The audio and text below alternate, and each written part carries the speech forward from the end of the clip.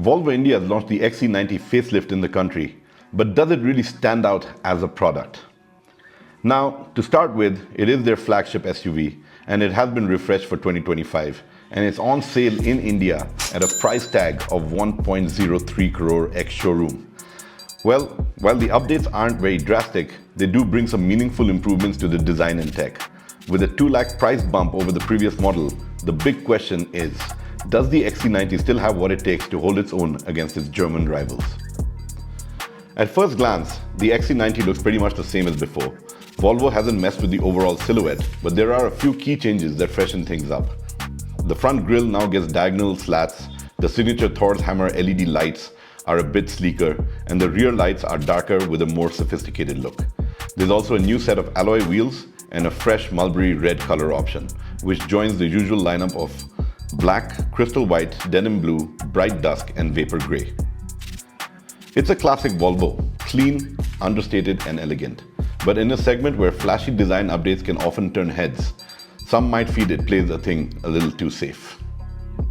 Inside, things are just as familiar, with the biggest change coming in the form of a larger 11.2-inch touchscreen.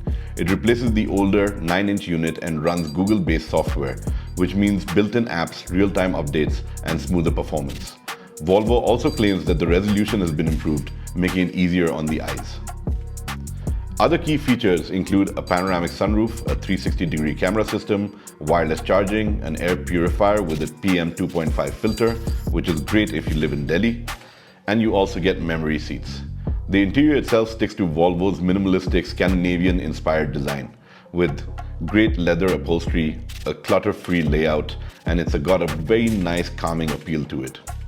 No doubt, when you compare to the more high-tech opulent cabins of the BMW X5 and the Mercedes GLE, it might feel a little bit too restrained for some buyers. But having said that, space is brilliant. It does get 3-row seating, and I think the overall layout of the cabin does have that nice, airy, opulent feel. One area where Volvo never compromises is safety, and the XC90 remains one of the most secure luxury SUVs money can buy. It packs all the latest driver assistance tech, including adaptive cruise control, lane keeping assist, blind spot monitoring, and automatic emergency braking. Volvo has also led the way in safety innovation, and this SUV continues to reflect that legacy. If you're someone who puts safety above all else, the XC90 is still one of the best choices in the segment. Under the hood, what you do get with the Volvo XC90 is a tried and tested 2-liter mild hybrid turbo petrol engine. It delivers about 250 HP and 360 Nm of torque, and it is paired with an 8-speed automatic transmission that sends power to all 4 wheels. The XC90 can do the 0 to 100 dash in just 7.7 seconds, which is pretty thrilling for an SUV of its size, and especially when you take into account the fact that it is a 2-liter turbo petrol engine that's doing the duty under the hood. But where Volvo does miss out is on the fact that there is no diesel option available. Volvo is missing out on a key selling point that its rivals offer. Both BMW and Mercedes offer diesel engines, and that is something that a lot of luxury buyers actually flock towards. So with the XC90 just having a petrol mild hybrid, I think in a way is a bit of a question mark in terms of overall strategy there. But Volvo is one of those companies that went out and said that they want to go all electric by 2030. I know that that target has been revised, but having said that, they are looking at strong hybrids and electric as the way of the future rather than offering diesels on board. But with that, and when you're looking at the ultra-high SUV range, you never know. Maybe Volvo is onto something over here, and they can still crack decent numbers with the XC90 despite the lack of a diesel in their lineup.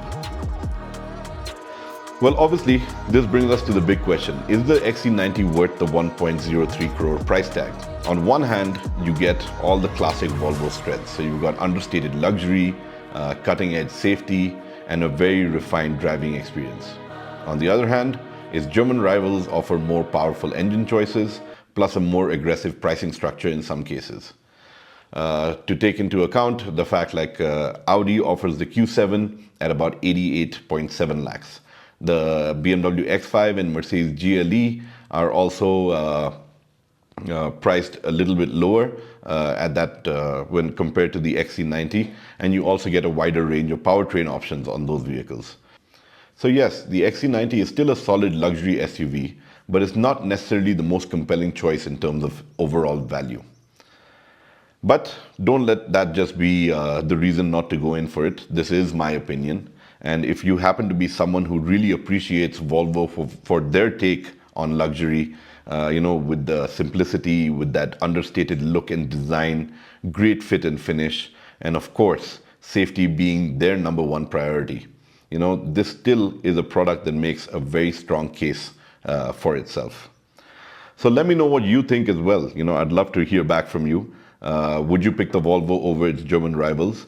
Do leave me a comment below. I love hearing in from everybody who watches our videos, and I also make it a point to answer every question that comes in on our channel. So do share your opinion about the XC90 and what Volvo has got right or what they could do to improve, because I believe that they are a brilliant car company. They have some great products out there. The XC90 is one of those vehicles that I personally hold very close to my heart, because when I started my career as an auto journalist, it is one of the first few luxury SUVs that I did get to drive way back then. And having seen it grown and revised over the years and in its latest iteration, I have to say that it is a very striking and good looking machine.